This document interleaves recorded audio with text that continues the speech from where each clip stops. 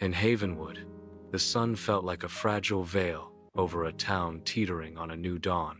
Elias, marked by a glowing pattern, carried the weight of a fragile truce. His heart ached for true understanding, for the fear to dissipate. He knew his journey to bridge this abyss had only just begun. Days unfolded in a delicate dance of cautious coexistence. Elias dedicated himself to teaching, showing the survivors that the whispers were not threats. He sought out the most vulnerable, hoping their innocence might pierce the hardened shell of fear. He found Lily, a small girl with eyes too old, who had lost everything. Lily, clutching a worn doll, trembled whenever a transformed figure passed. Elias gently led Lily to a transformed woman from the church. "They feel, Lily," Elias whispered, guiding her hand towards the woman's. "They remember, just like you."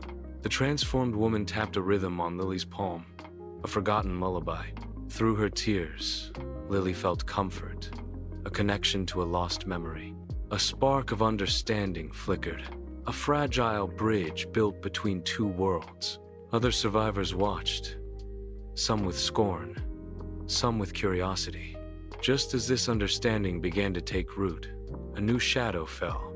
A small, aggressive band of scavengers stumbled upon the town.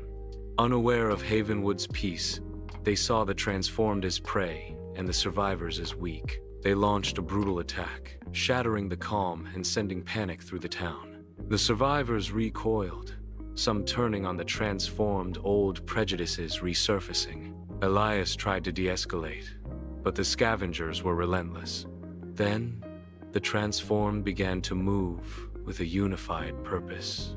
They formed a protective barrier around the survivors, their tapping intensifying. They didn't attack, but their presence confused and deterred the scavengers. The transformed woman stepped forward, her eyes filled with a protective light. She emitted a low hum, causing the scavengers to falter, unnerved. This guardianship forced the survivors to see them in a new light. Fear turned to awe, then a realization of the need for cooperation. The scavengers retreated, leaving behind a shaken but intact Havenwood.